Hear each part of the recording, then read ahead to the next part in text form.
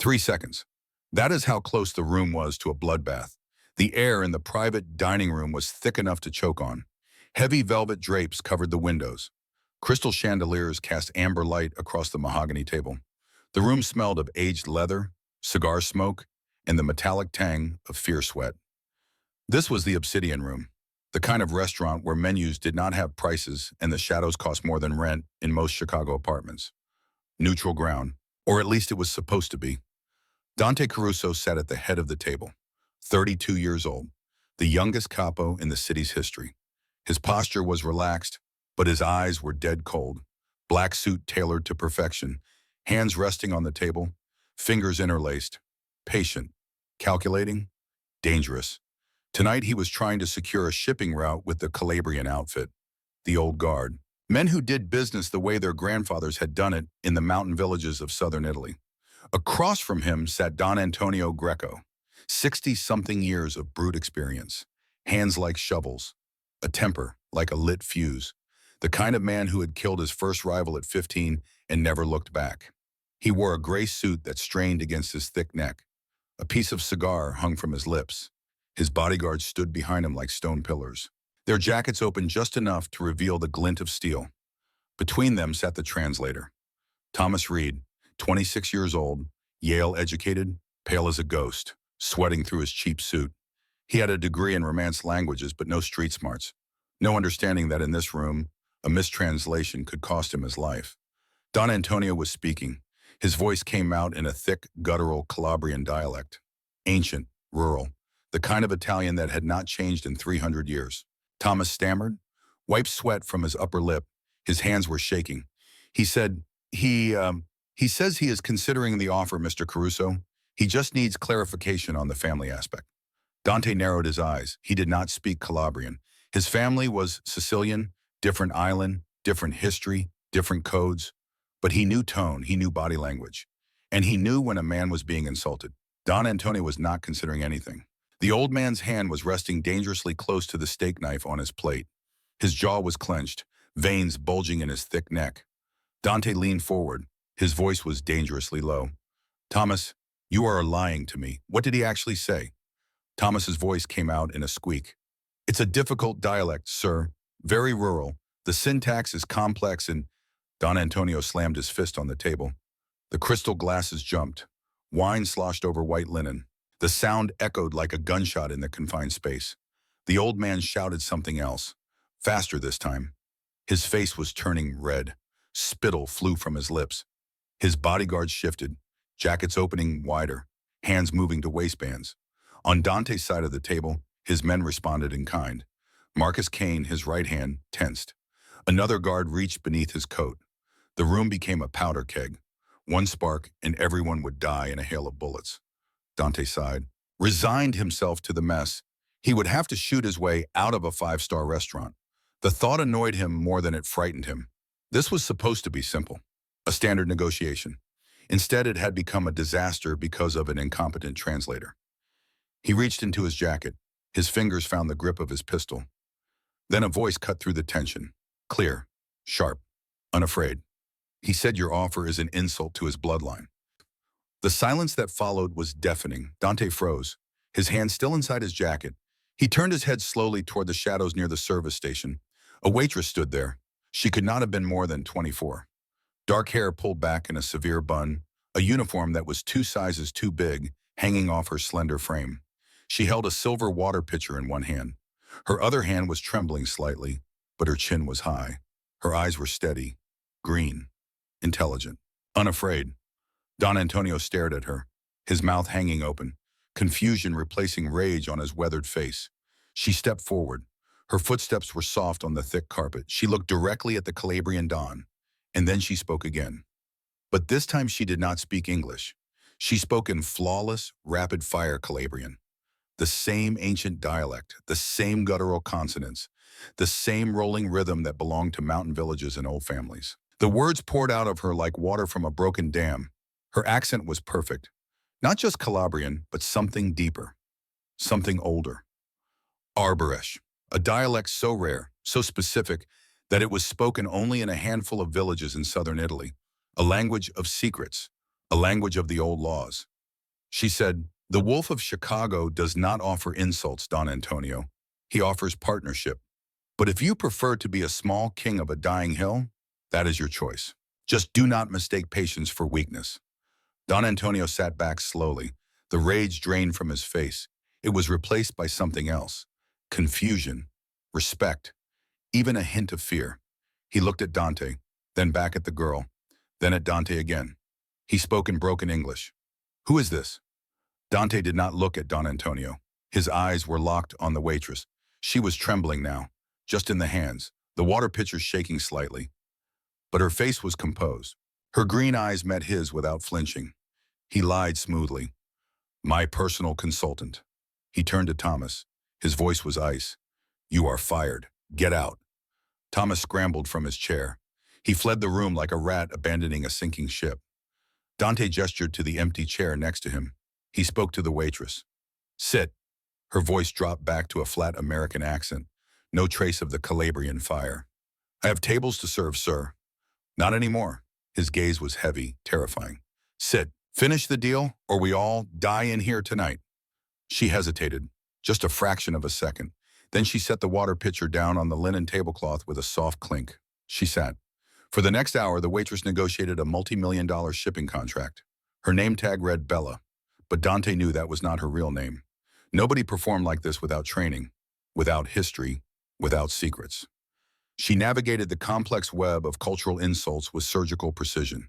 Every word she spoke was carefully chosen. When Don Antonio made demands, she reframed them as requests. When Dante pushed back, she translated his hardline stance into poetry that stroked the old Don's ego.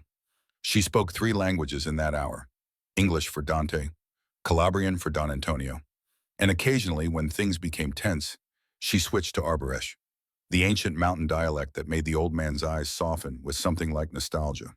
By the time the papers were signed, Don Antonio was smiling. He stood up, walked around the table, and kissed her hand like she was royalty. He said something in Calabrian. She smiled, translated for Dante. "He says you are blessed by fortune, Mr. Caruso, to have such wisdom at your side." Don Antonio and his men left. The door clicked shut behind them. The room was silent again. Dante poured 2 glasses of 1982 Brunello. The wine was deep red, almost black in the dim light. He slid 1 glass across the table toward her. "Drink." She stared at the exit. "I do not drink on the job." "Who are you?" He leaned forward. His voice was quiet now, curious, dangerous in a different way. "Just a waitress who studied abroad, Mr. Caruso." Dante laughed. It was a dark, dry sound, like wind through dead leaves. "No, you can learn Italian in a classroom. You can learn slang on the street. But Arboresh?" He shook his head. "Arboresh is spoken with the cadence of a frantic mother protecting her children. That is not learned, that is inherited." He stood up, walked around the table slowly, boxing her in. She remained seated, but her shoulders tensed. "Who are you really, Bella? Because nobody finds themselves working the dinner shift at the Obsidian Room with a linguistic skill set worth $10 million. She stood. She was tall, but he towered over her. She tilted her head back to meet his eyes. "My name is Irene Corvée. I am from Ohio. I am just trying to pay my rent." "Liar." The word was a whisper. He reached out. His fingers grazed her chin, tilting her face toward the light. He was looking for something. A scar. A recognition. Some clue to the mystery standing in front of him. "Your eyes. I have seen them before." She pulled away. "You are mistaken. Can I go now?" He checked his watch, considered. "You can go, but Marcus is going to follow you. And tomorrow you do not come here. You come to my office, Caruso Enterprises, Financial District, 9 in the morning." She swallowed hard. "And if I do not?" "Then I assume you are a speedbosnoi for the Russians or the Feds, and Marcus will find you." He paused. Let the weight of that sink in. "Marcus does not have my patience." She turned and walked out of the room, her footsteps steady until she hit the kitchen door. Then her composure shattered. In the stainless steel kitchen, surrounded by the clatter of dishes and the shouts of line cooks, she leaned against the counter, hyperventilating, hands shaking. She had slipped. 5 years. 5 years of staying hidden, a ghost in the system, invisible, safe. And in one moment of stupidity, to save a room full of murderers, she had exposed herself to the most dangerous one of them all. Elena Marchetti did not sleep that night. Her apartment was a studio on the south side. The kind of neighborhood where sirens were the lullaby and gunshots were the alarm clock. The walls were thin. She could hear her neighbor's television through the plaster. Hear the couple upstairs fighting. Hear the traffic on the street below. The apartment was sparse. A mattress on the floor. Second-hand furniture from thrift stores. But books. Shelves and shelves of books. Italian, French, Spanish, Russian, German, dictionaries, grammar text, literature, linguistics journals. And beneath the floorboards, hidden under a loose plank, a go bag, always packed. Passport, cash, a change of clothes, a burner phone. She sat on the edge of her mattress, staring at that floorboard. She should run. She could be in Wisconsin by sunrise. Change her name again. Dye her hair. Disappear into another city, another life. But Dante Caruso was not a local thug. He had reach, connections in every major city. If she ran now after showing her face and her skills, he would hunt her. Not out of malice, out of curiosity. And curiosity from a man like Dante was as dangerous as his anger. The only place to hide was in plain sight. She thought about her father, Vincent Marchetti, the man she had spent 5 years mourning. She was 19 when he died, or when she thought he died. Her childhood had been normal. Suburban Ohio, a modest house with a white picket fence. Her father worked as an accountant, quiet, gentle. He wore reading glasses and cardigans. He taught her to ride a bike, helped her with homework, attended every parent-teacher conference. But there were business trips, Chicago, New York, Miami. He would be gone for weeks at a time, and when he came back, he was tired, worn. He would lock himself in his study for hours. She remembered the night the men came. 2 suits, federal agents, they said. They stood in the living room with their badges out, expressions grave. Her father's body had been found in an alley, robbery gone wrong. A tragedy. She remembered the funeral, the closed casket, the handful of mourners, and the 2 men in dark suits who stood at the back of the chapel. Watching, not mourning, watching. Something had felt wrong even then. The way the agents avoided her questions, the way they closed the case within a week, the way her father's accounts had been emptied before she could access them. She started digging, quietly, carefully. She discovered that Irene Corvée, a girl who died of leukemia at age 6, could be purchased for the right price. She used the last of her savings, moved to Chicago, the city where her father had died, the city where the answers might be. She worked low-profile jobs, diners, bars, cleaning services, and she studied. Languages became her obsession. If her father had been involved in something international, something criminal, then language was the key. She enrolled in community college courses, bought used textbooks, spent every free hour in libraries. She learned Italian first, then Sicilian, then the dialects, Calabrian, Neapolitan, Venetian, the old mountain languages, Arborish, the linguistic archaeology of organized crime. And she waited, listening, watching, hoping to find the truth about what had really happened to Vincent Marchetti. Now, sitting in her tiny apartment, she realized the truth might have found her first. She arrived at Caruso Enterprises at 8:55 in the morning. The building was a fortress of glass and steel. It towered over the financial district like a monument to power. Security guards at the entrance, cameras in every corner, elevators that required keycards. She was escorted to the top floor, the penthouse office, floor-to-ceiling windows overlooking the city. Chicago sprawled below like a living map, the lake to the east, the highways like veins, the buildings like bones. Dante stood by the window, gray suit that probably cost more than her annual salary. He did not turn around when she entered. His voice reflected off the glass. I ran a background check on Irene Corvée from Ohio. Her heart stopped. Born 1998, parents deceased in a car accident, high school valedictorian, no college record. He turned around, holding a folder. He tossed it onto his massive desk. It landed with a heavy thud. Very good forgery, expensive, state-level quality. He walked toward her, each step deliberate. But here is the problem, Bella. The real Irene Corvée died of leukemia when she was 6 years old. She stood perfectly still. Her heart was hammering against her ribs like a trapped bird. But she forced her face to remain blank. I do not know what you are talking about. He closed the distance between them, stopped inches from her face. He smelled of sandalwood and gun oil. I think you do. I think you are running from something or someone. His eyes searched hers. I have a proposition. She waited. I have enemies. Too many. And my business is expanding into territories where English is useless and trust is non-existent. I need a voice that understands the old laws. You want me to be your translator. I want you to be my shadow. He corrected. You live in my secure compound. You travel with me, you speak for me. In exchange, I give you protection. Whatever you are running from cannot touch you if you are with me. She looked into his eyes. They were dark, intelligent, predatory. But he was right. The people hunting her, the corrupt faction of the DEA that had destroyed her father, they were getting close. She could feel the walls closing in. Dante Caruso might be a monster, but he was a monster who owned the city. I have conditions. He raised an eyebrow, amused. You are in no position to negotiate, little ghost, but amuse me. I do not carry a weapon. I do not participate in torture. And if I want to leave, I leave. No questions asked. He smirked. It was a wolfish grin. Agreed, except for the last part. You leave when I say you are done. He extended his hand. Welcome to the family, Elena.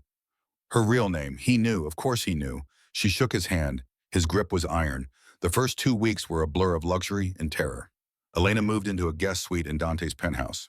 The room was larger than her entire studio apartment. King-size bed with Egyptian cotton sheets. Marble bathroom with a rain shower. Walk-in closet already stocked with clothes in her exact size. But the door locked from the outside. A gilded cage was still a cage. Her first assignment came on day 3. A meeting in the back room of a butcher shop in Little Italy. The smell of blood and raw meat hung in the air. Meat hooks dangled from the ceiling. The floor was stained dark. 2 groups faced each other across a steel table. On one side, Armenian mobsters. Thick accents. Gold chains. Suspicious eyes. On the other side, Dante and the old guard Italians. Men with gray hair and hard faces. The Armenians wanted a piece of the drug trade. The Italians wanted to protect their territory. The conversation was tense. Rapid Armenian collided with rapid Sicilian. Elena sat between them, translating. She caught a misunderstanding before it became a massacre. One of the Armenians had used a phrase that, in his dialect, meant partnership. But in Sicilian, it sounded like betrayal. Elena corrected it smoothly. Reframed the statement. The tension eased. Dante watched her the entire time, his expression unreadable. After the meeting in the car, he spoke. You saved a life tonight. Whose? The Armenian's nephew. He almost said the wrong thing. I would have had to kill him. She looked out the window. The city blurred past. You are welcome. He almost smiled. The second assignment was in a Swiss bank.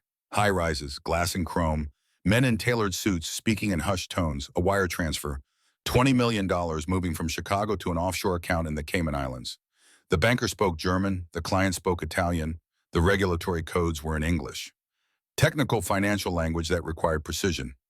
One mistranslation and the transfer would be flagged, investigated. Everyone in that room would go to prison. Elena navigated it flawlessly. She translated the German banking regulations into Italian legal terminology. She explained the English compliance forms in both languages. The transfer went through without a hitch. Afterward, Dante poured whiskey in the back of the limousine, handed her a glass. She took it this time. Where did you actually learn this, he asked. Books, desperation. She sipped the whiskey. It burned. I had time to kill. He studied her. You are not what you seem. Neither are you. That made him pause.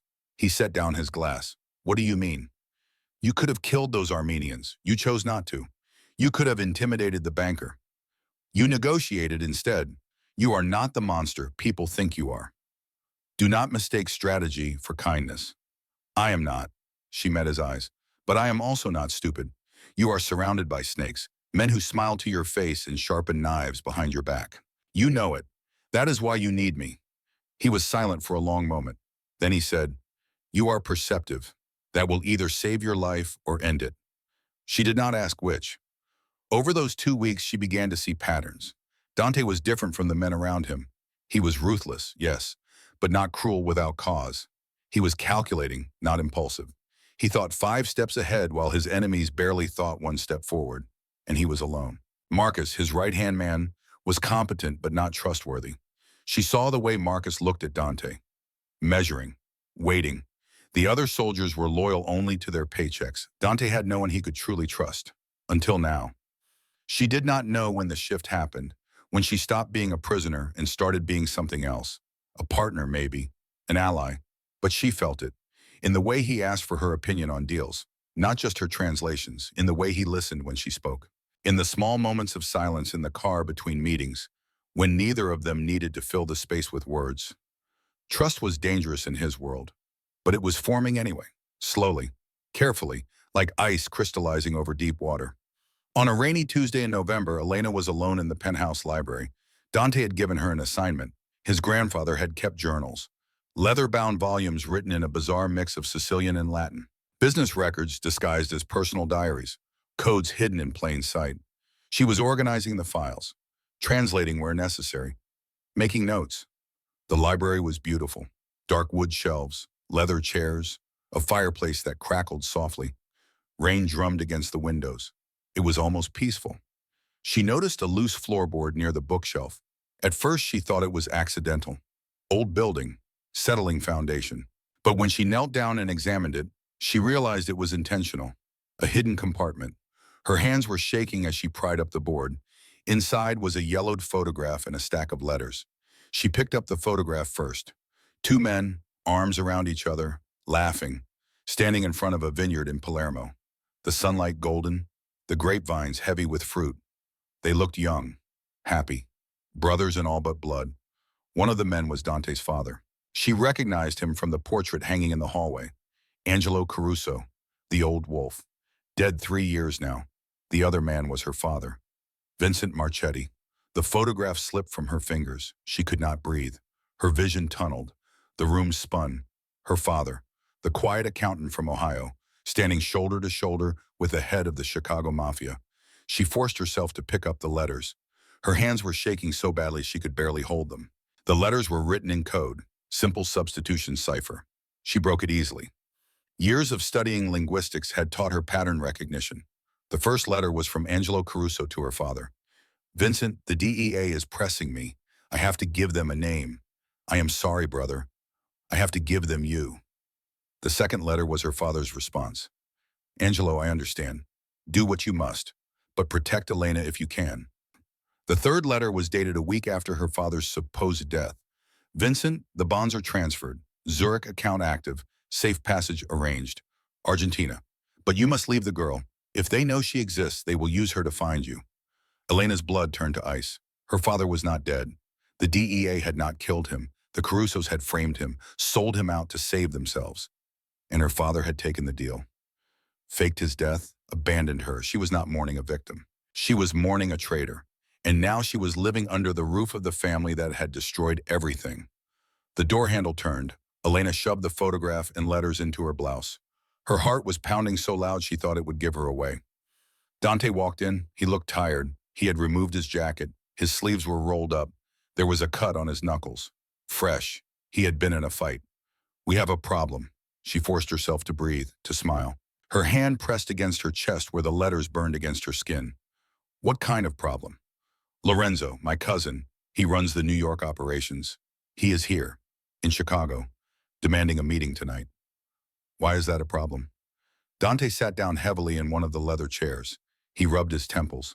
For the first time since she met him, he looked vulnerable. Because Lorenzo killed my father. He does not know I know, but I know. He looked up at her. And tonight, I am going to kill him. The room was very quiet, only the rain, only the fire crackling. I need you there, Elena. Lorenzo speaks a Venetian slang that is impossible to track unless you know the dialect. If he gives an order to his men to ambush me, I need to know before the bullets fly. He paused. Can you do that? She looked at the man who had given her shelter, who had trusted her with his secrets, who did not know that his family had destroyed hers. This was her chance. She could let Lorenzo kill him. Let the Caruso line end. It would be justice. The photograph in her blouse felt like it was burning through her skin. She said, yes, I can do that. Her voice was hollow. Dante stood, walked to the door, paused, looked back at her. Thank you, Elena, for everything. Then he left. She waited until his footsteps faded. Then she pulled out the photograph, stared at the two men laughing in the Sicilian sun, her father and his, brothers, betrayers. She whispered, I am sorry, Papa. But she did not know who she was apologizing to. The dead father she had mourned for 5 years, or the living enemy she was about to protect. The rain continued to fall. The fire continued to burn, and Elena Marchetti sat in the library of her enemy's house, holding the proof of her father's betrayal, and made a choice that would change everything. The nightclub was loud enough to make your skull vibrate. Bass pounded through the floorboards like a second heartbeat.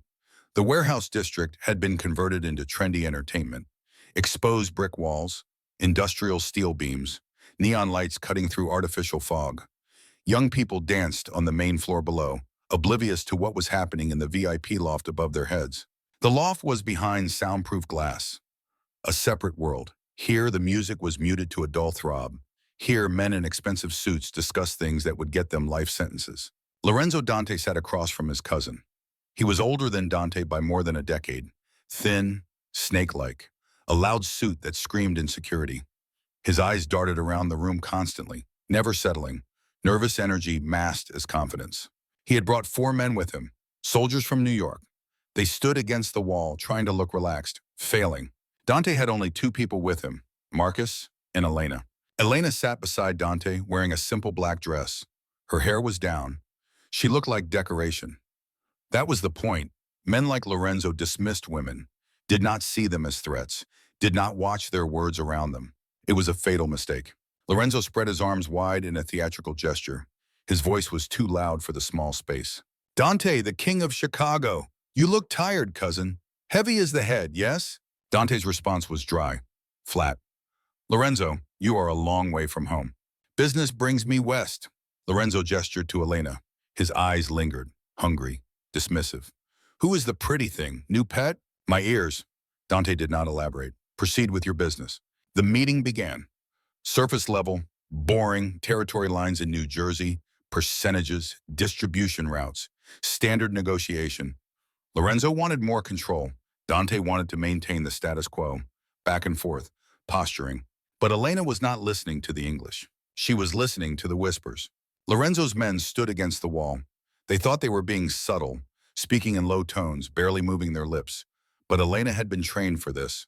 Her ear was tuned to catch fragments, to piece together meaning from scraps. They were speaking Venetian, not standard Italian, not even standard Venetian, a specific slang used in the backstreets of Venice, a dialect within a dialect, coded language that even most Italians would not understand. One guard leaned toward another, his lips barely moved. 10:05. The second guard nodded almost imperceptibly. When the bass drops on the next track, back door is open, 2 shots to the head. Elena's heart stopped. She glanced at the clock on the wall. 10:03, 2 minutes. She looked at Dante. He was focused on Lorenzo, arguing about percentages, completely unaware that in 2 minutes he would be dead. Her mind raced. She could warn him, shout, but that would trigger the ambush early. They were outnumbered, trapped in a soundproof room. Even if Dante drew his weapon, they would be cut down. She could do nothing. Let it happen. Let Lorenzo kill the man whose family had destroyed hers. Justice. But she looked at Dante's hands. They were not on his weapon. They were wrapped around a glass of whiskey. Relaxed, trusting. For the first time in his life, the wolf trusted someone. He trusted her. The clock ticked to 10:04. She thought of the photograph, her father and Dante's father, laughing together in Palermo. Brothers, betrayers, the sins of the fathers. But Dante had not betrayed her. Dante had given her shelter, protection, a purpose. The bass was building. The DJ downstairs was transitioning to a new track. In 60 seconds, the drop would come, and the bullets with it. 10:04 and 30 seconds. Lorenzo smiled. It was predatory, winning. I think we have a deal, cousin. Let us toast. He reached for his glass. His men shifted their weight. Jackets opening, hands moving toward concealed weapons. Elena made her choice. She did not speak. She did not warn him. She acted. Her hand shot out, grabbed the heavy crystal whiskey bottle from the center of the table, and smashed it across the face of the guard nearest to her. Glass exploded. Blood sprayed. The man went down hard. Get down! She tackled Dante off his chair just as bullets shredded the leather where his head had been. The soundproof glass erupted in spiderwebs. Gunfire thundered. The carefully controlled world exploded into chaos. Dante hit the floor, confused for a fraction of a second, but his instincts took over immediately. He drew his pistol from his shoulder holster, fired blind over the overturned table. Marcus took a bullet to the shoulder. He spun, went down, but he was still moving, still fighting. His gun was out, returning fire. Elena was on the floor, shards of glass digging into her palms. her ears ringing from the gunfire in the enclosed space. She shouted over the deafening roar, "They are coming from the back door!" Venetian dialect, they said back door. Dante's eyes snapped to her. Shock, realization, she had saved him, she had known. "Can you shoot?" he yelled. "I hate guns. Learn to love them." He slid a spare pistol across the floor to her, a compact 9mm. She grabbed it, her hands were shaking. Her father had taught her to shoot. Summer afternoons in the backyard, tin cans on a fence, before the world went to hell, before the lies. A gunman appeared at the loft railing, coming from the stairs, Lorenzo's backup. Elena did not think. She raised the pistol, squeezed the trigger. The recoil jarred her arm. The shot went wide, but the second shot did not. The man stumbled, fell. Dante popped up from behind the table. 2 precision shots. 2 more of Lorenzo's men went down. The music downstairs was still pounding. The civilians below had no idea a war was happening 20 feet above their heads. Dante grabbed Elena by the waist, hauled her to her feet. "Fire escape now!" They sprinted. Bullets chipped concrete around them. Marcus was behind them, one arm useless, but still firing with his good hand, covering their escape. They burst through the side exit. Cool Chicago night air hit them like a slap. Rain was falling, instantly soaking them. The metal fire escape was slick. They scrambled down. 3 stories. Elena's heels broke. She kicked them off, ran barefoot on cold metal. They jumped the last few feet into the alley, landed hard. Dante's car was waiting, but the tires were slashed. All 4, flat. "Set up!" Dante hissed. "We are on foot!" They ran. Through alleys, over chain-link fences, through parking lots. The rain was coming down harder, cold. Elena's dress was plastered to her skin. Her feet were bleeding. She could not feel them. They ran for what felt like hours, but was probably only minutes. Finally, they reached a safe house, a nondescript brownstone in a quiet neighborhood. Working class, old trees, parked cars, the kind of place where nobody asked questions. Dante had keys. He unlocked the heavy steel door, engaged security bolts, triple locks. Then he slid down the wall, breathing hard. Blood was seeping from a graze on his arm. Not serious, but bleeding. Marcus stumbled in behind them, collapsed. His shoulder was a mess. He needed a hospital, but hospitals meant questions. Elena stood in the middle of the room. The gun was still in her hand, dangling at her side. She was shaking violently. Adrenaline dump, shock setting in. The room was silent except for their labored breathing, the sound of rain against the windows. Dante looked up at her. His eyes were intense, raw. The mask was gone. This was not the calculated crime boss. This was a man who had just survived an execution. "You saved me." His voice was rough, hoarse from the smoke and shouting. "You could have let them kill me. Why did you not?" Elena dropped the gun. It clattered on the floor. She reached into her soaked dress. The fabric was cold against her skin. She pulled out the crumpled photograph. Water-stained, the ink running, but still visible. And the letters, soaked through, but readable. She threw them at his feet. "Because I want the truth." Her voice broke. Tears were mixing with rain on her face. "Your father killed mine. Your family destroyed my life. I should have let you die." She was shaking, not from cold, from rage, from grief. "So tell me, Dante, tell me why I should not put a bullet in you right now." 2. Dante stared at the photograph on the floor. The water damage made the colors bleed, but he recognized it instantly. His father, younger, smiling, and another man, arms around each other, brothers. He looked up at Elena, and the realization hit him like a physical blow. "You are Vincent's daughter." His voice was soft, almost gentle. "My name is Elena." She spat the words. "And I want to know why." Dante stood slowly, wincing. The cut on his arm was still bleeding. He ignored it. "My father was a ruthless man, Elena. He did many evil things." He walked to a painting on the wall, a cheap landscape. He swung it aside. Behind it was a safe. He spun the dial, opened it, pulled out a leather ledger. "But he did not kill your father." He walked back to her, flipped the ledger open, showed her a page. She looked at the entries, dates, amounts, account numbers. One line stood out. "Transfer to Senor Rossi, Zurich account, $10,001,000. Status, safe passage to Argentina." Vincent was not killed by the Carusos, Elena.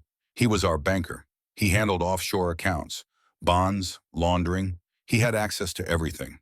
Dante's voice was careful, like he was defusing a bomb. "He stole $10 million in bearer bonds, planned it for months. My father did not sell him out." He paused. "Let that sink in." "My father helped him fake his death." Elena felt the floor drop out from under her. "That is a lie." Is it?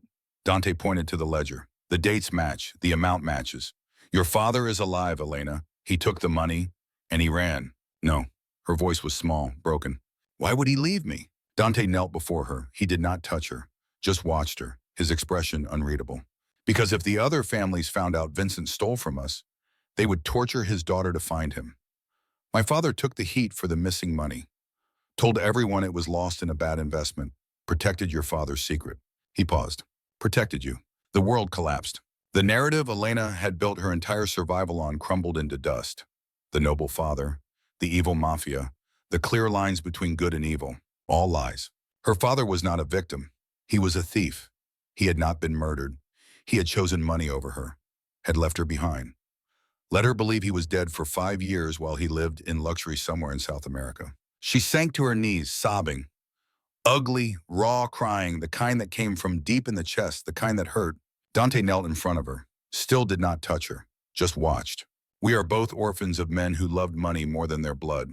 He reached out tentatively, touched her hand. Lorenzo knows you are with me now. He saw you shoot his man. You are in the war, Elena. You can hate me later. But tonight, we survive. Elena looked up. Her vision was blurred with tears, but something was hardening in her chest. Grief was transforming into something colder, sharper. Where is he? Her voice dropped an octave, became steel. My father, where is he? I can find him, but first we take back my city. Trecci. The safe house was not a home. It was a bunker. Concrete walls, reinforced door, windows that were bulletproof and barred. The air was stale, no natural light. 2 days passed. Dante was bleeding influence. Lorenzo had moved fast after the nightclub. He had frozen Dante's domestic accounts, bought off the police chief, put a $5 million bounty on Dante's head. The Wolf of Chicago was cornered. Elena spent those 2 days processing. She went through stages: denial, anger, bargaining, depression. By the 3rd day, she reached acceptance. Her father was not coming to save her. He never had been. She had been alone for 5 years. She was still alone. Except she was not anymore. She found Dante in the main room. He was on a laptop. His face was drawn, exhausted. The cut on his arm was bandaged now, but he looked like a man losing a war. The accounts in the Caymans are locked. He slammed the laptop shut. Lorenzo has the digital keys. Without liquid cash, I cannot pay the soldiers. And if I cannot pay them, they defect. He stood, paced. By tomorrow night, I will be a general without an army. Elena looked up from a journal she was reading. One of the volumes from Dante's grandfather. Leather-bound, dated 1974. Not all the money is digital, Dante. He stopped pacing. What? Your grandfather. He did not trust computers. He trusted words. She stood, walked over to him. The dynamic had shifted. She was not his prisoner anymore, not his employee. She was his lifeline. She showed him a passage in the journal, written in a bizarre mix of Sicilian and Latin. It looks like a shopping list. Olive oil, lemons, mundane things. Dante squinted at it. It is gibberish. No, it is a cipher, specifically a substitution cipher based on the prayer of Saint Michael, written in the dialect of Corleone, pre-1950. She pointed to specific words. Olive oil means gold bars, lemons means uncut diamonds, and the location is not a bank. She translated, beneath the bridge of the Twin Towers. Dante's eyes widened. Marina City Towers. My grandfather owned part of the parking structure foundation. There is a vault there, but the combination is not numbers, it is voice recognition. A specific proverb, spoken in the exact dialect of your grandfather's village. She looked at him. Lorenzo cannot open it. His men cannot open it. Only someone who knows the Arborish inflection can unlock it. Dante grabbed his jacket. We have to go now. It is suicide. Lorenzo will be watching your properties. We do not go through the front. We go through Lower Wacker Drive, the underground streets. He checked the clip of his pistol. But I need you, Elena. If you cannot speak that phrase perfectly, the vault locks down forever. Can you do it? Elena thought of her father, living in luxury in Argentina while she scraped for tips, while she hid from shadows, while she mourned him. I can speak it, but I want something in return. Dante paused at the door. Name it. When we win, I want the file on my father. I want to know exactly where he is. Done. IV. The drive was tense. Dante used a beat-up sedan he kept in the garage for emergencies. Untraceable plates. No GPS. They descended into Lower Wacker Drive, the subterranean network of streets beneath Chicago. A maze of concrete pillars and exhaust fumes. Delivery trucks. Homeless camps in the shadows. rats the size of cats. GPS signals died down here. It was like entering another world, darker, older, the forgotten bowels of the city. They ditched the car near the river, moved on foot. The maintenance entrance to the Marina City Foundation was hidden behind a rusted door, covered in graffiti. Most people would walk right past it. Dante kicked it open. The hinges screamed. They descended, 3 flights of stairs, deeper. The air grew colder, damper, the smell of mold and standing water. Finally, they reached it, a massive steel door embedded in bedrock. No keypad, no handle, just a dusty speaker grill. Dante aimed his flashlight at the wall. His other hand held his gun, trained on the stairs behind them, listening for footsteps. Do it. Elena stepped up to the microphone. She closed her eyes, took a breath. She had to channel the voice of an old man she had never met, had to shape her vowels into the hard, rocky sounds of a Sicilian mountain village, had to reach back through generations of linguistic evolution and speak the way peasants spoke in the shadow of Mount Etna 100 years ago. She opened her mouth and spoke. Lusanagu si lava ku lusanagu. Blood is washed by blood. Her pronunciation was perfect. The guttural consonants, the soft vowels, the cadence of an old man warning his grandson. There was a long silence, then a heavy mechanical clank, gears grinding, old machinery waking up after decades of sleep. The massive door groaned, swung open on ancient hinges. Inside, stacked on wooden pallets, were rows of gold bars, velvet bags filled with diamonds, cash in vacuum-sealed bricks, untouched since the 1970s. Easily $50 million. Untraceable wealth. Dante let out a breath he seemed to have been holding for days. We are back in business. He reached for a bag of diamonds. Then the silence of the tunnel was broken by a slow, sarcastic clap. Clap, clap, clap. Dante spun, gun up, shielding Elena with his body. Marcus stepped out from the shadows of the stairwell. His arm was still in a sling from the nightclub, but his gun hand was steady. Behind him stood 4 of Lorenzo's enforcers, weapons drawn. Elena's heart stopped. Rocco. Dante's voice was broken, betrayed. He had used the wrong name, but the emotion was real. Marcus shrugged. Lorenzo pays better, boss, and he promised me the north side. He leveled his pistol at Dante's chest. You were getting soft, listening to this waitress, taking advice from a woman. He spat. My family has debts. Lorenzo promised to clear them. What did you ever give me? Loyalty? He laughed, bitter. Thanks for opening the vault, though. Lorenzo could not figure out the dialect. We tracked your car, knew you would come for the reserves eventually. Elena pressed her back against the cold gold bars. They were trapped. Underground, outnumbered. Marcus was right. They had walked into a perfect trap. Any last words, boss? Dante looked at Elena. He did not look afraid. He looked sorry. Just one. He looked at her. Duck. Elena dropped instantly. Dante did not shoot at Marcus. He shot at the fire suppression pipe running along the low ceiling directly above Marcus's head. The pipe burst. A high-pressure jet of chemical foam and rusty water blasted into Marcus's face, blinding him. He screamed, stumbled backward. Move! Dante grabbed a heavy bag of diamonds, hurled it like a missile into the face of the second gunman. The man went down hard, nose shattered. Elena scrambled through the chaos. On her hands and knees, between the legs of confused men, Dante grabbed her hand. They ran, deeper into the vault, toward a secondary maintenance hatch he remembered from childhood visits with his grandfather. Bullets pinged off the gold bars, ricochets singing through the air like angry hornets. The sound was deafening in the enclosed space. They burst through the hatch, tumbled out onto a grate overlooking the Chicago River. The water was 10 feet below, black, freezing, toxic. Jump! They leaped together. The icy water hit like a hammer, drove the air from her lungs. Elena gasped, swallowed foul water, gagged. The current was strong. It grabbed them, swept them downstream into darkness. Behind them, Marcus and his men appeared at the grate, firing blindly into the water.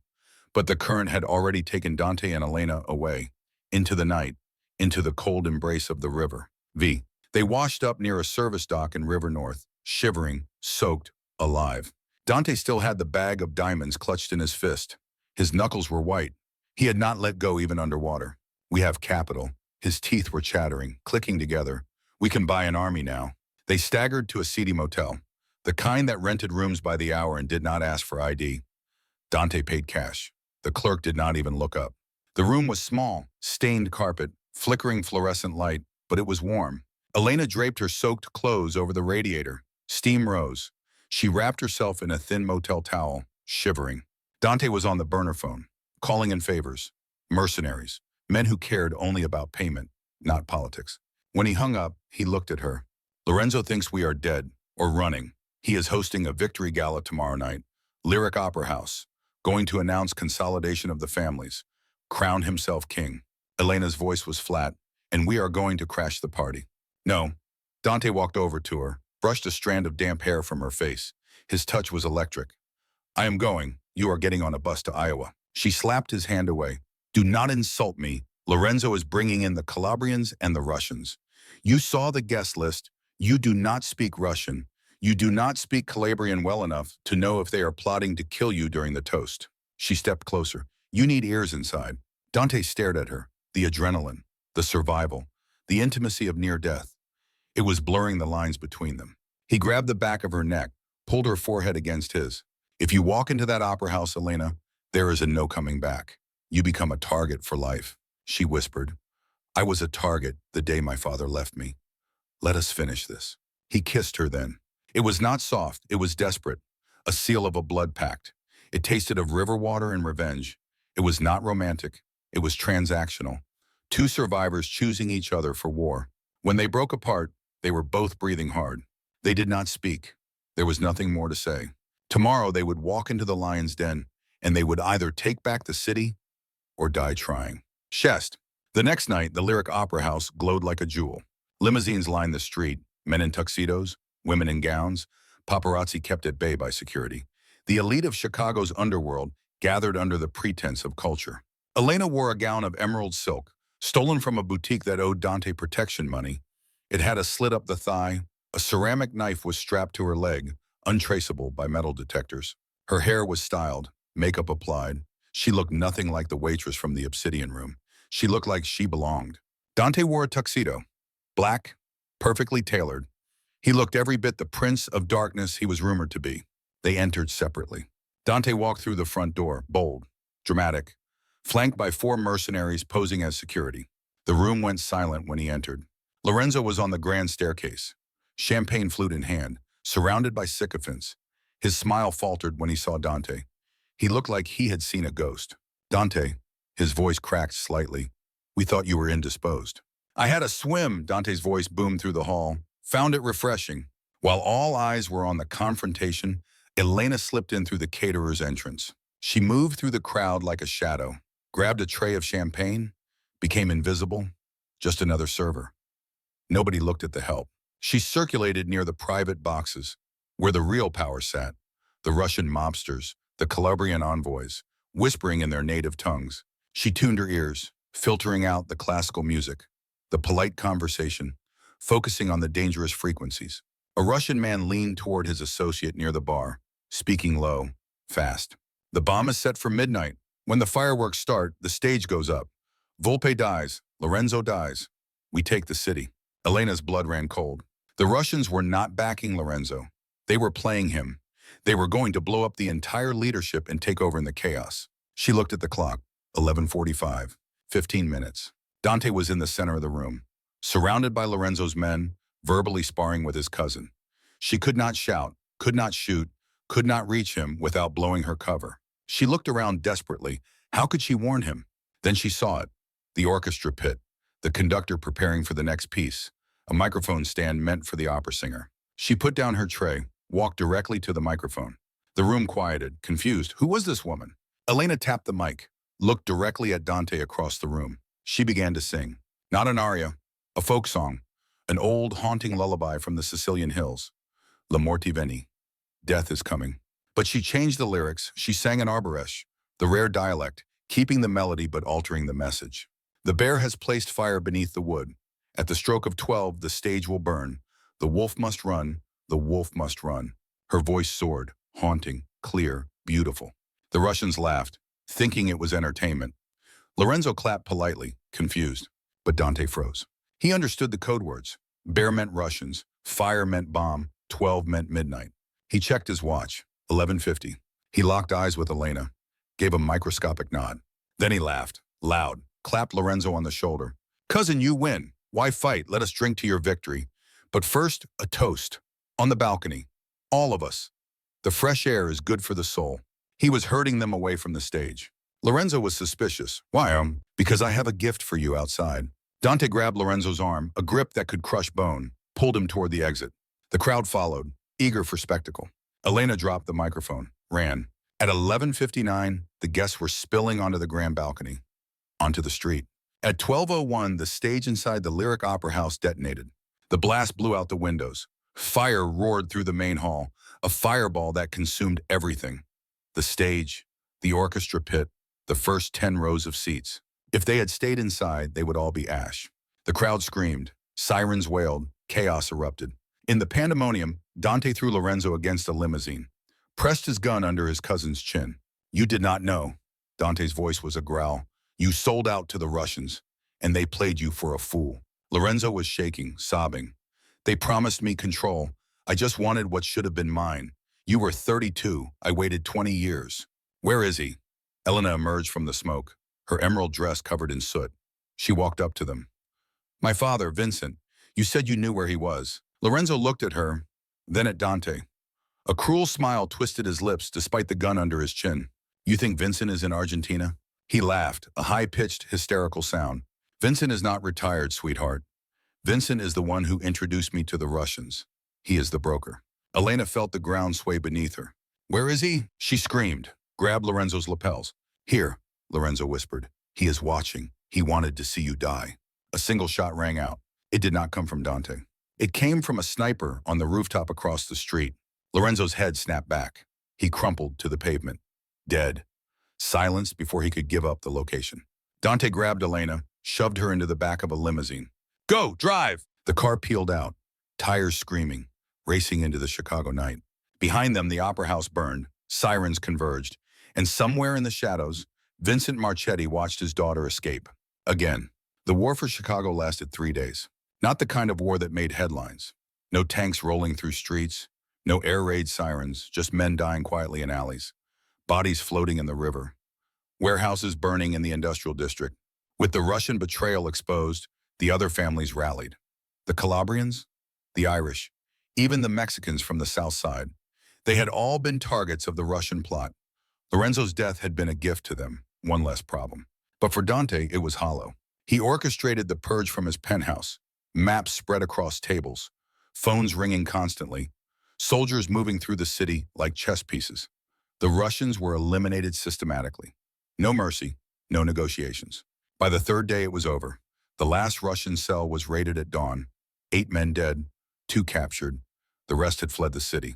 Chicago belonged to Dante again. But Elena was a ghost. She moved through the penthouse like a shadow.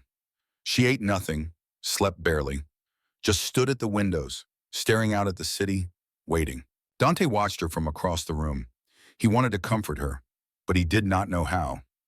What do you say to a woman whose father orchestrated her death? On the 4th day, a package arrived. It cleared security because it bore the seal of the Vatican, a trusted courier service used for centuries by the church and those who paid enough for discretion. Inside was a single phone. It rang immediately. Dante put it on speaker. A voice came through, smooth, cultured, familiar in a way that made Elena's breath catch. "Hello, Elena." She stopped breathing. It was him, Vincent Marchetti, her father. "Papa?" The word came out as a whisper, broken. 5 years of grief compressed into 2 syllables. "You have grown up." His voice was pleasant, like they were discussing the weather. "Clever like me. That singing trick at the opera house? Brilliant." I was almost proud. Elena's hands were shaking. "You tried to kill me." "Do not be dramatic. I needed Lorenzo to believe I was committed. Collateral damage. You survived, did you not? You left me with nothing." Tears were streaming down her face. "You let me believe you were dead." "I did what was necessary to survive, Elena. The world is not kind to the weak. I taught you that, did I not?" Silence. Then his voice changed, became businesslike. "I am offering you a way out. Dante Caruso is a sinking ship. The Russians may be gone, but he has made enemies. Too many. Come to me. Private airfield in Gary, Indiana. My plane leaves in 1 hour. Come with me, and you can live like a queen in Europe." He paused. "Stay with the wolf, and eventually he will eat you. It is what they do." The line went dead. Elena stood frozen, staring at the phone. Dante walked over, placed his pistol on the table between them. "You can go." His voice was quiet. "He is your father." Elena picked up the gun, checked the chamber, loaded. "He is not my father." Her voice turned to steel. "He is just a man who knows too much." She looked at Dante. Try. 2. The drive to Gary, Indiana took 40 minutes. Gary was a dying city. Steel mills that had closed decades ago. Neighborhoods that looked like war zones. Entire blocks of abandoned houses. It was the kind of place where people did not ask questions. Where a private airfield could operate without scrutiny. Thunder rumbled overhead, storm clouds gathering. The first drops of rain hit the windshield as they pulled up to the airfield. It was small, a single runway, a hangar that had seen better days, and a private jet, engines already spooling, ready for takeoff. Vincent Marchetti stood by the stairs, flanked by 2 bodyguards. He looked older than Elena remembered. Gray hair, lines around his eyes, but expensive suit, Italian leather shoes, the kind of wealth that came from other people's suffering. Dante and Elena stepped out of the car. Dante's hands were up, showing he was unarmed. A lie. He had a backup pistol in an ankle holster.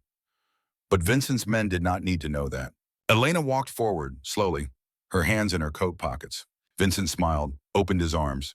Elena, you came to your senses. I came for the truth. She stopped 10 feet away. Did you love me, or was I just another asset? Vincent lowered his arms, sighed, like she was being unreasonable. Love is a liability, sweetie. I protected you by leaving, and now I am offering you the world. Get on the plane. No, his face hardened. The pleasant mask slipped. This was the man who had stolen $10 million, who had faked his death, who had watched his daughter struggle for 5 years and done nothing. He snapped his fingers. His bodyguards raised their weapons, pointing at Dante. Then I suppose I have to cut my loose ends. Goodbye, Mr. Caruso.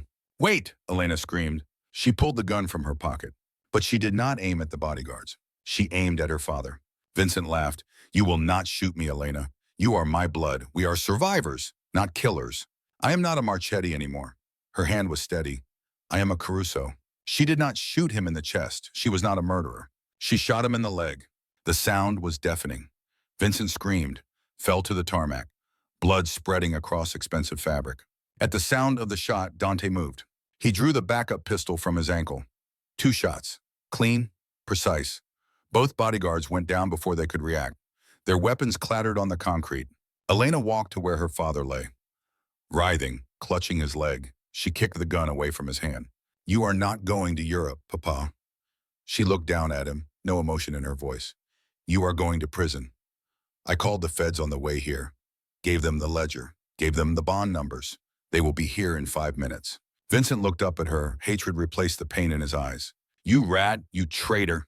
I learned from the best. Sirens wailed in the distance. Blue and red lights cutting through the rain. Federal convoy, FBI, DEA. The agencies that had been hunting Vincent Marchetti for 5 years. Dante walked to Elena, took the gun from her hand gently. Let us go. My lawyers will handle the feds. You do not need to see them cuff him. Elena turned her back on her father, did not look back, got in the car. As they drove away, she watched in the side mirror. Federal agents swarming the airfield. Vincent being lifted onto a stretcher, handcuffed, screaming. She felt nothing. The girl who had mourned him was dead. The woman who had replaced her did not waste tears on traitors. Trecci. 6 months passed. Winter melted into summer, the kind of humid, heavy Chicago summer that made the city sweat. But inside the obsidian room, the air was perfectly chilled, scented with aged mahogany and expensive cologne. It was full circle.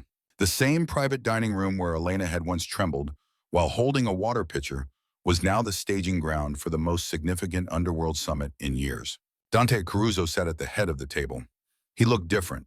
The frantic energy of a hunted man was gone, replaced by the heavy gravitational pull of absolute power.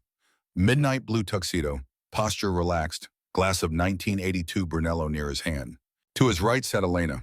She wore a tailored suit of white silk that seemed to glow in the dim light. Her dark hair was loose, cascading over her shoulders. Around her throat was a choker of diamonds. Romanov origin, a gift from Dante for their first month of truly owning the city together. She looked nothing like the waitress named Bella. Across from them sat Don Carlo Benedetti, 62 years old, the butcher, acting head of the New York Five Families. With him was his consigliere, a man named Lucas, silent, watching. Don Carlo was a dinosaur, thick neck, liver-spotted hands covered in gold rings, a worldview that had not evolved since 1950. He had come to Chicago to challenge the Caruso claim on the mid-Atlantic shipping roads. The percentages are unacceptable. Don Carlo pushed the contract away. He did not look at Dante, he looked past him, and he certainly did not look at Elena. To him, she was decoration. A mistress allowed at the table to keep the boss happy. The percentages are fair, Carlo. Dante's voice was smooth. 60-40. I control the ports. You control the unions. Standard rate. Standard for a man who commands respect. Don Carlo leaned forward, picked up his wine glass. But I hear things, Dante. I hear your house is built on sand. I hear you let outsiders run your books. He flicked a dismissive hand toward Elena. I hear you take counsel from the help. The room went silent. The bodyguards by the door tensed. Dante's expression did not change, but his eyes darkened. His hand moved toward his jacket. Elena placed a hand on his forearm, gentle, restraining. Dante paused, looked at her. She offered a small, cold smile. Let me. She stood. The sound of her chair scraping against the floor was the only noise. She walked slowly around the table, picked up the crystal wine decanter. Don Carlo watched her with a leering grin. See, she knows her place. More wine, sweetheart. Elena stopped behind his chair, did not pour the wine, leaned down, her lips inches from his ear. She whispered in English. You are mistaken, Don Carlo. I am not here to serve you. I am here to save you. Don Carlo laughed, a wet, rasping sound. He turned to Lucas and switched languages. He began speaking in hyper-specific Sicilian slang. Siculish, mixed with code words. The kind of language designed to be impenetrable to the FBI, to outsiders, to former waitresses from Ohio. Tell the boys outside to prep the car.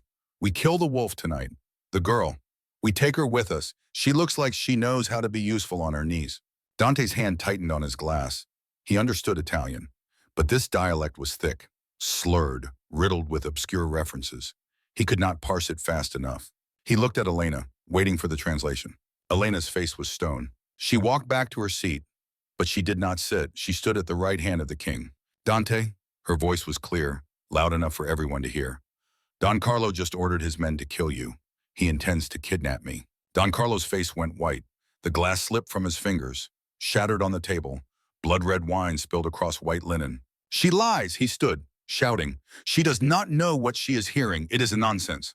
Elena switched languages. She did not speak English, did not speak standard Italian. She spoke Don Carlo's dialect, the exact localized slang of his childhood neighborhood in Palermo, the street language of the docks, the codes his father taught him. Her voice rang out, guttural, perfect, carrying the cadence of a dock boss. You speak of dogs barking, oh, Carlo, but you are the old dog here. You think because I poured water in this room 6 months ago that I am deaf? I learned the old laws before you were stealing from freight trucks in Queens. She took a step forward. The massive Don flinched. You want to take me with you? Let us discuss what I know about you. She began to list his sins, each one a dagger. I know about the skimming operation in Jersey, waste management sector. You are stealing from your own commission. I know about the apartment in the Bronx, Arthur Avenue, the 19-year-old dancer you keep there. Does your wife know? I have her phone number memorized. Should I call her? Lucas was trembling. He whispered to Don Carlo. She knows the codes. She knows everything. Elena picked up the contract, slid it across the wine-stained cloth. The deal has changed. It is no longer 60-40. It is 70-30 in our favor. She leaned forward. And you retire tonight, Carlo. Go back to New York. Pass leadership to your nephew. He is smarter and less talkative. Don Carlo looked at Dante. The Wolf of Chicago was leaning back, watching, a look of pure pride on his face. You heard the lady. Dante gestured to the pen. And I would hurry. My wife gets impatient when she is hungry. The word hung in the air. Wife. They had not announced it, had not had a ceremony. But in that moment, the title was given.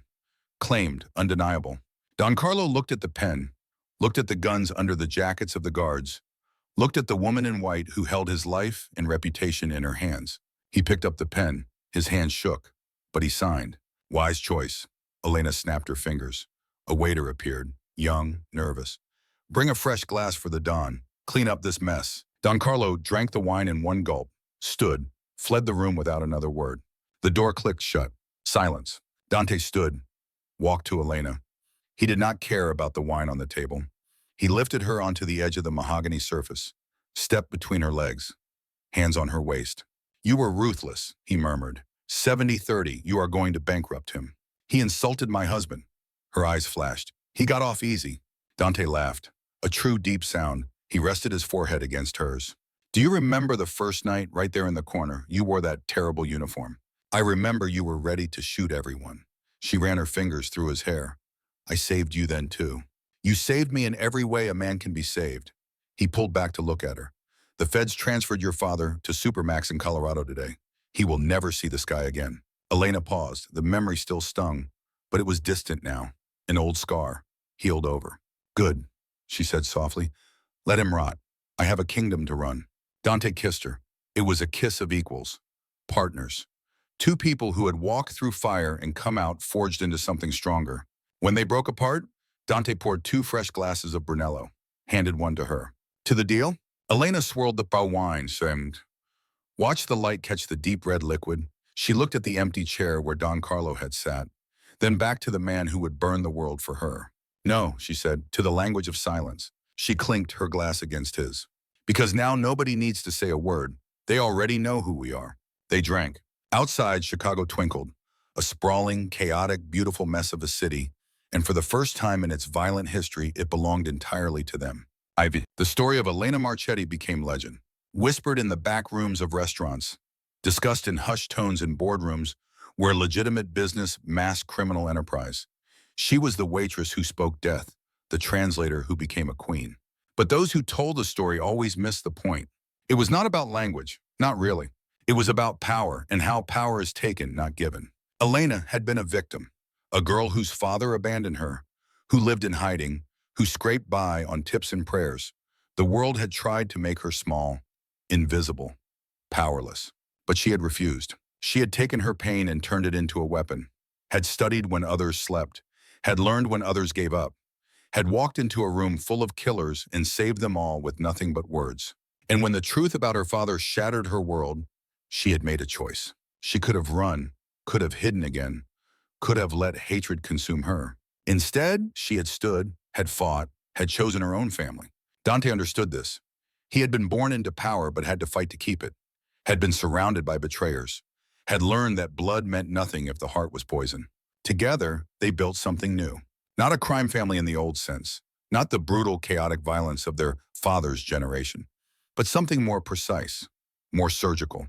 They were business people who happened to operate outside the law, strategists who used language and leverage instead of bullets, though they kept the bullets, just in case. The city changed under their rule, not in ways that newspapers noticed, but in the shadows. The small wars stopped. The territorial disputes were settled at tables instead of with bodies. Order replaced chaos.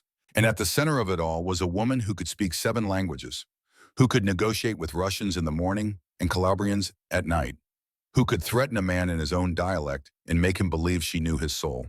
Elena Marchetti, Elena Caruso, the translator, the queen.